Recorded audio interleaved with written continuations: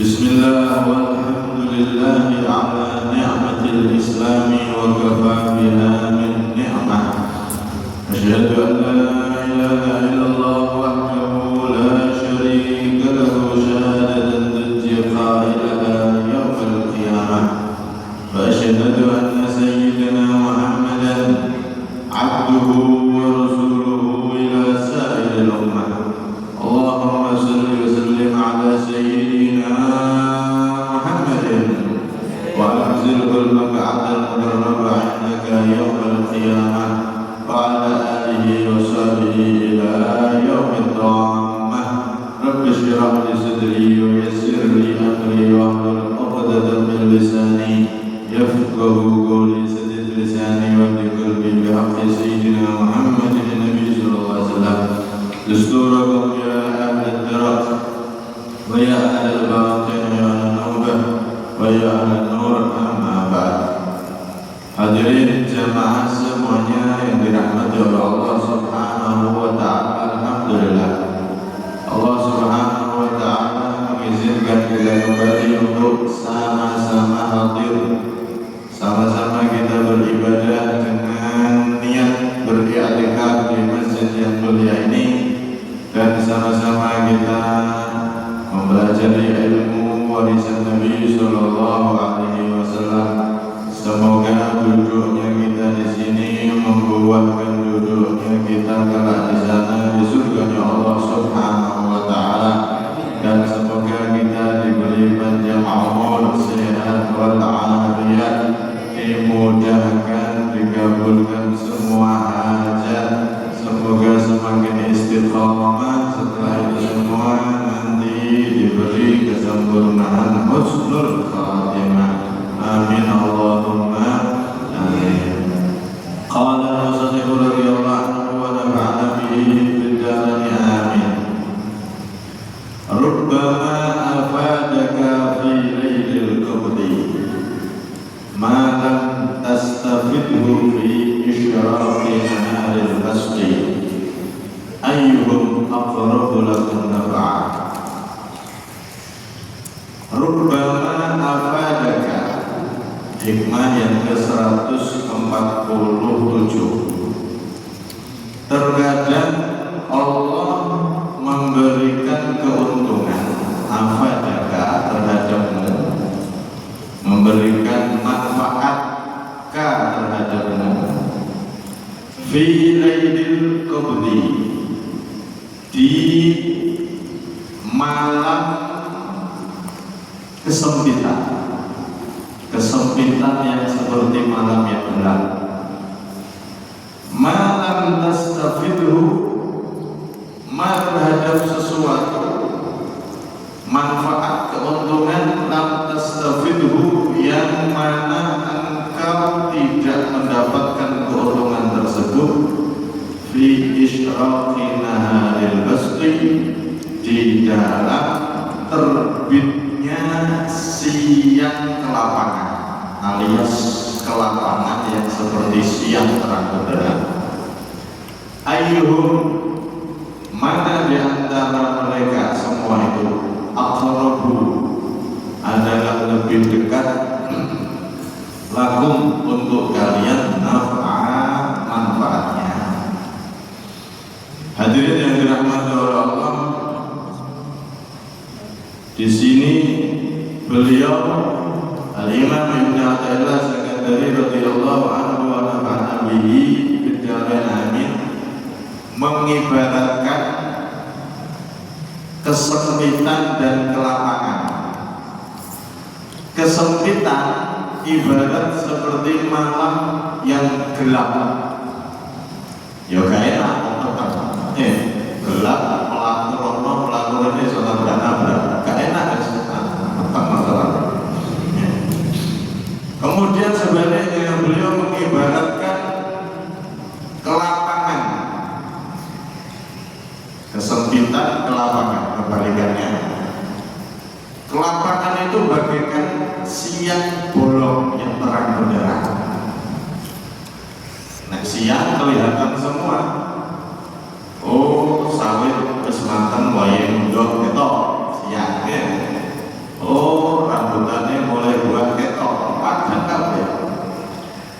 lumrahnya nek peteng itu gak enak, nek padang gak enak karena kelihatan semua. Tapi kadang-kadang Allah itu menjadikan kesempitan itu jauh lebih manfaat untuk kita dibanding diberi kelapangan. Terkadang kita itu dapat keuntungan besar goro-goro sempit. Sebaliknya kadang orang itu jadi rugi goro-goro lapang longgar. Maka di sini belum mengingatkan saat engkau diberi kesempitan, jangan suudzon sama Allah. Terkadang kesempitanmu itu menjadikan keuntungan yang begitu besar. Karena itu orang mukmin niku ketika diberi kesempitan oleh Allah, sempit hidupnya bisa kanker tanpa kering, duit terus sempit hidupnya bisa sokat sakit, loro terus, sempit hidupnya bisa yang lain-lain, akeh permohonan ujian umur macam-macam. Maka orang mukmin itu ketika diberi kesempitan, jangan pernah menganggap berarti dia dihinakan oleh Allah. Tidak seperti itu ukurannya. Jangan pula harus diberi kelonggaran, longgar miskinnya akeh, longgar sehat terus, gak pernah sakit, longgar hajat apa kabul kabeh, berarti saya orang yang dimuliakan oleh Allah. Belum tentu. Fir'aun tidak pernah lorok belas, waktu tidak pernah. Apa sih dituruti keturutan kabeh, sing dikarepno keturutan kabeh. Niku Fir'aun alhamdulillah dari. Maka orang mukmin ketika diberi kesempitan tidak menganggap dia ini jadi orang hina. Ketika diberi kelonggaran tidak pula dia menganggap dirinya pasti mulia, belum tentu. Maka ketika kita diberi kesempitan oleh Allah, kata beliau di sini, terkadang disitulah keuntungan yang besar bagi kita seorang mukmin.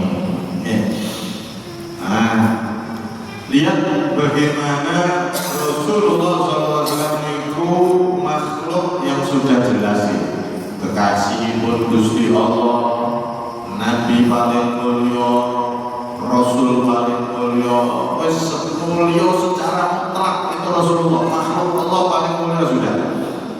Tapi lihat bagaimana Nabi dalam hidupnya ya longgar apa sempit, ngalami proses itu juga karena memang dunia sini seluruh mau seorang Nabi, mau seorang Rasul, mau sahabat, mau wali, mau benar kalau jenengan mau biasa, orang sopo-sopo, orang wali sih wali murid, atau wali-wali daya.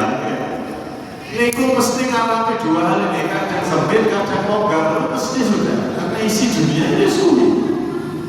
Lihat bagaimana Nabi ketika beliau diuji oleh Allah dengan kesempitan, sampai saat itu beliau mau tidak mau harus meninggalkan Mekah, hijrah, pergi dari tanah kelahiran yang sangat beliau cintai. Bayangkan terusir dari daerah sendiri, putra daerah terusir dari daerahnya.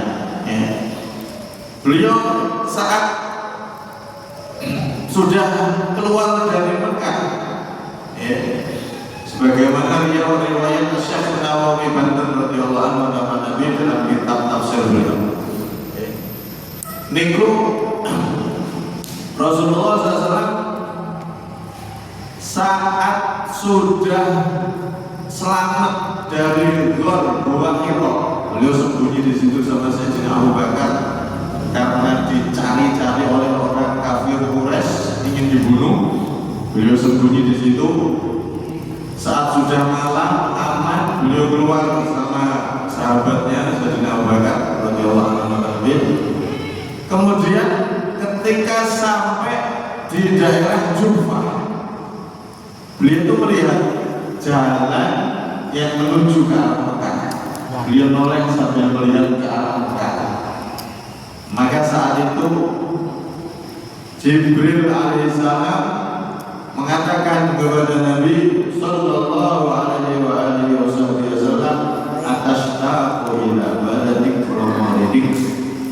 Wahai Nabi Muhammad, apakah engkau rindu terhadap daerah asalmu yakni Mekah dan tempat kelahiranmu?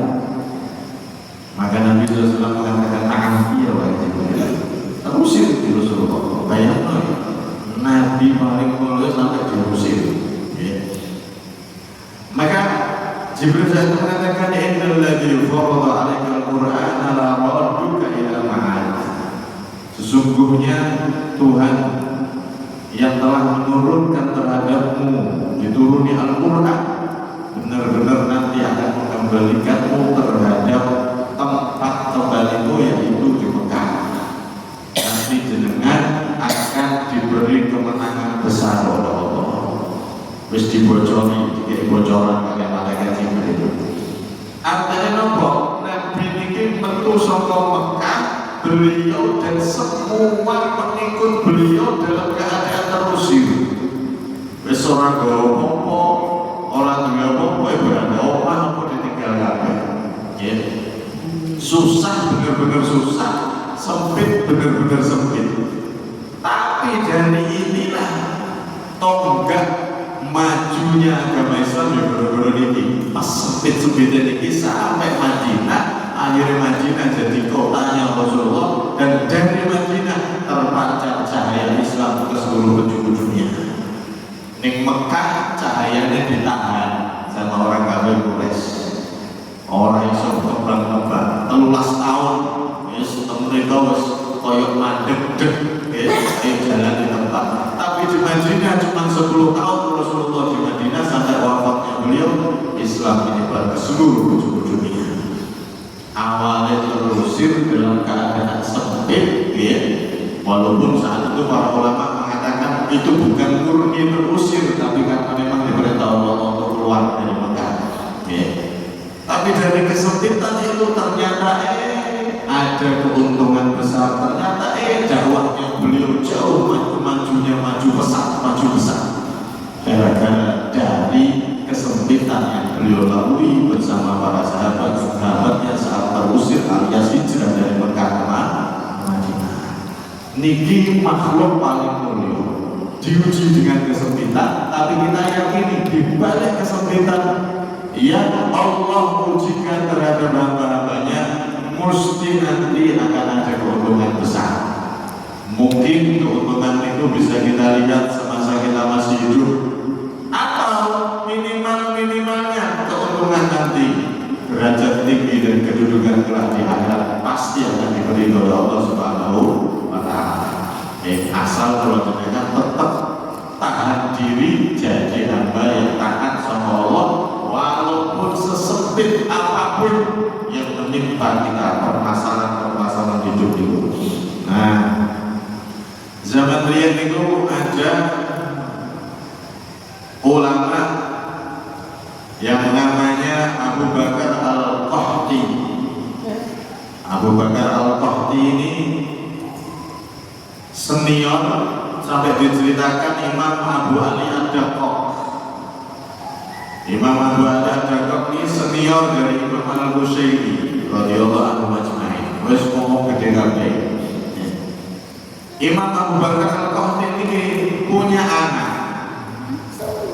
Tapi anak ini wis bandel orang karu-karuan. Cara sakniki mabuk iya, judi iya, orang pas judi online iya, kecanduan macam-macam, pergaulan bebas ini itu. Padahal sudah dididik ayah itu ulama besar, bukan hanya ulama besar, wali besar di zamannya. Wali ulama, anak itu ulama. Anak itu orang model belas. Maka saat itu ada orang yang namu ke beliau. Memang sudah terkenal anak itu del. Pas del budal terus bang del anak apa ini? Sakit banget.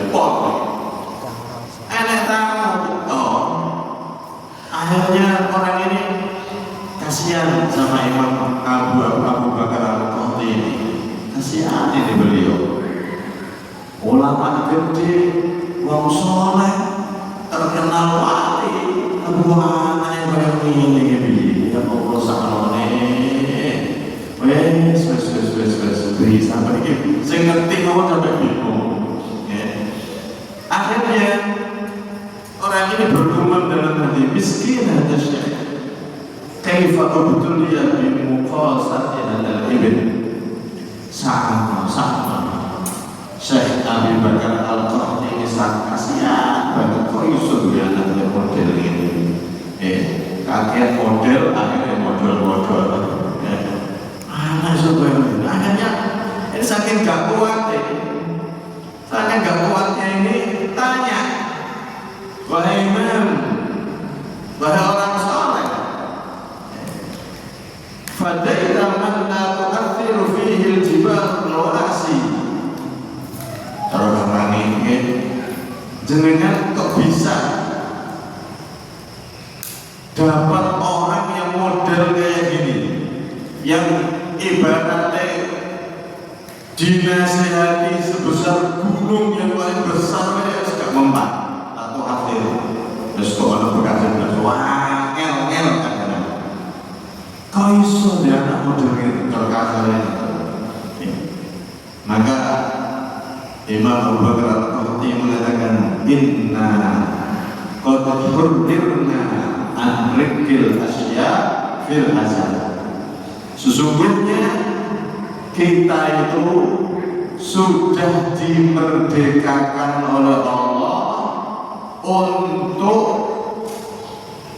menjadi budak dari segala sesuatu. Kita itu sudah dilepas oleh Allah, dimerdekakan oleh Allah. Akhirnya jangan menjadi budak segala sesuatu. Mau anak, mau siapapun, nek pancen wes dicekel di jalan kaya iso ora usah pusing. Wes serah nang Gusti Allah. Subhanallah sampai seperti itu. Mesti pas karena wes mentok dididik wis iya diarani ya kok iki dadi itu wis memang takdir itu. Mesti jangankan saya ya. Nabi Nuh itu nabi. Bukan hanya nabi, rasul. Enggak berhenti situ, bukan hanya rasul. Ulul azmi termasuk jenderal yang berasul. Nabi, rasul, ulul azmi pangkatnya double. Ya. Ulul azmi kan ada 5 tok. Nabi rasul sing paling mulia. Minim Nabi Muhammad, Nabi Ibrahim, Nabi Nuh, Nabi Isa, Nabi Musa. Minim 5 tok iki.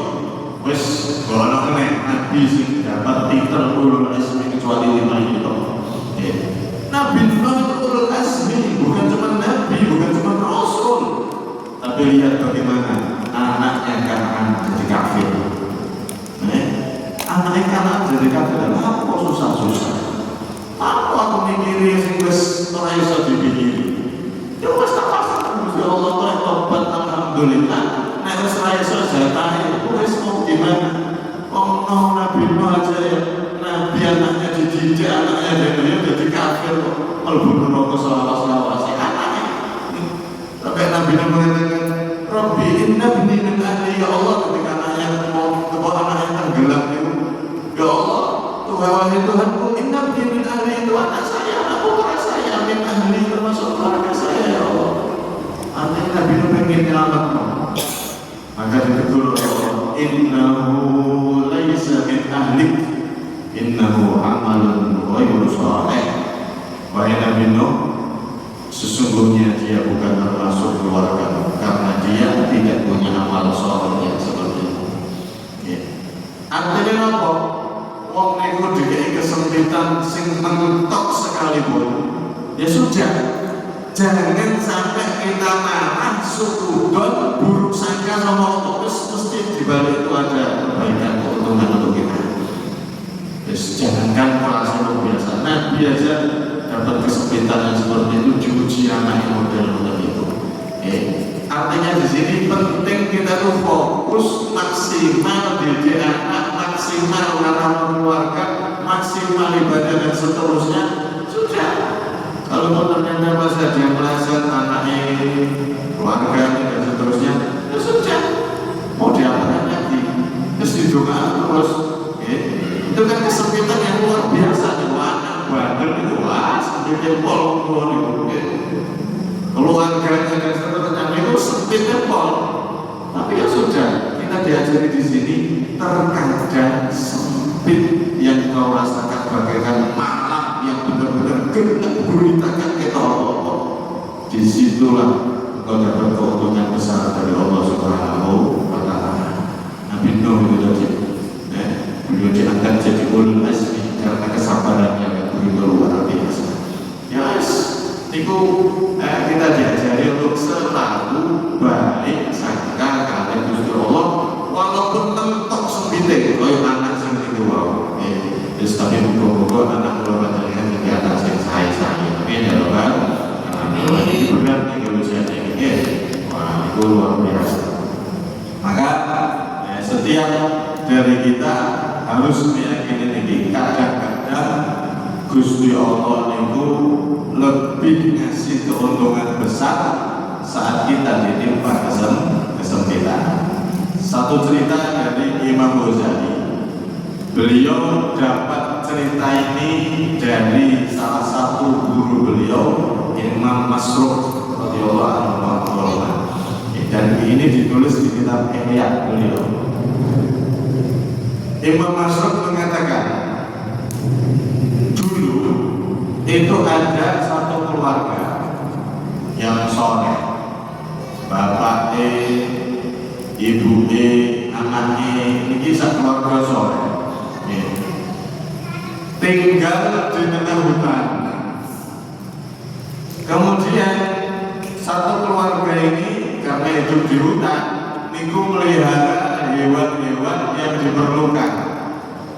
Ketika perlu berburu, memerlukan anjing yang dipakai untuk memburu, dia melihara satu anjing yang sudah diajari untuk berburu. Kan boleh itu anjing kalau untuk berburu boleh. Kemudian beliau memerlukan angkutan logistik untuk beli beras, beli apa dari pasar yang jauh. Niku akhirnya beliau memelihara himar keledai untuk angkutan. Terus beliau dan keluarga ini memerlukan agar bangun tepat waktu, bangun sebelum subuh. Beliau memerlukan alat alami. Akhirnya melihara ayam jago. Telur nih, ayam jago ini kan mesti kokok sebelum subuh. Nah kalau jenengan baru subuh aja ngomong. Jadi ayam jago kan biasanya kokok ini wajar telur, setengah 8, telur itu kan, itu wes kokok misalnya. Maka ayam ini dipakai untuk bangun tahajud, alarm. Subhanallah, suatu ketika ayam jagonya ini dimangsa oleh hewan buas, mati. Waduh, wes gak alarm, wes gak apa-apa, wes tuku ganti ini orang yang duit, wes moga-moga mati. Kemudian besoknya lagi, himarnya raja yang dipakai ngantar-ngantar juga dimangsa oleh hewan buas, mati juga. Waduh, nah belum saya kira kosong untuk digotong dewi. Wes ora duwe kendaraan, himar yang mati sisa. Ya wes walaupun sempit ini muga-muga yo mati.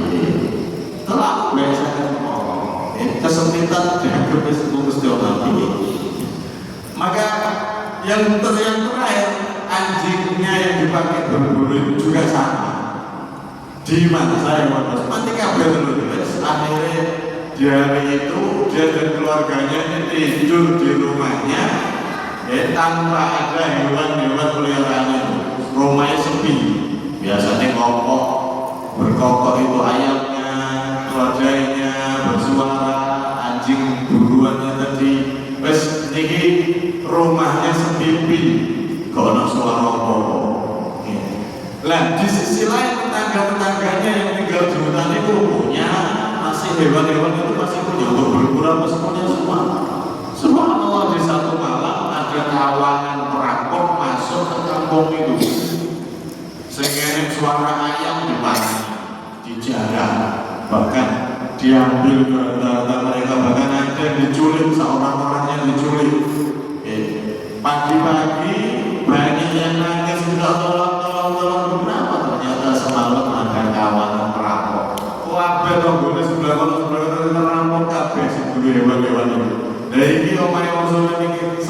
dhewe. Kenapa? Karena omah itu orang suara apa dianggap kalau orang omah kalau wong iki. Akhirnya selamat lho. Untunge wong gak ngorong ngono ya. Nah, ngorong ya omah wong iki berarti. Dikira masuk wong gak ada orangnya karena gak ada suara apa-apa di situ. Ya selamat ya Allah. Ternyata dalam kesempitan Allah memberikan keuntungan yang besar yang kita tidak tahu dan kadang kita tidak berpikir. Artinya di sini wes pikir mau terus nek pas dikai jujur Allah sempit wes pikir sing positif aja dikai happy urip iki gak ojo sempit malah pikirannya sempit di sana ya tambah pencet ya wes sempit keadaan sempit pikirannya diampun wes muga-muga ya hikmah itu ana keuntungan itu oh jika itu Allah ya dan seterusnya seperti itu terus HP hilang ya semoga-moga iso ada sing luwe ana apa ini itu wis pikir terus ya digoleki dulu ya tapi wis ora usah terlalu disempit pikir diambakno pikirannya ngono segini iso kok meneh sing penting harus tetap taat tetap jamaah tetap ibadah ora kalok wis muga-muga kok sampai kabeh maka ini penting untuk kita terapkan setiap kali kita terkena dilanda kesempitan baik urusan apapun maka pahami seperti itu terus beliau mengatakan di sini terkadang sempit yang seperti malam gelap gulita yang kau anggap tidak enak itu disitulah ada keindahan disitulah ada nikmat besar keutamaan besar dari Allah Subhanahu wa Ta'ala. Kadang gelap itu disenangi Pak oh enak Pak contohnya apa? Manten anyar seneng rewe gelap sama ya bener lah mikir sing apik mikir sing positif wis pasti Gusti Allah nek ingin sempitan ono apike enten balasane ada keuntungan dari Allah Subhanahu wa Ta'ala. Allah besar bermanfaat ini wassalamualaikum warahmatullahi wabarakatuh. Waalaikumsalam warahmatullahi wabarakatuh. Bismillah.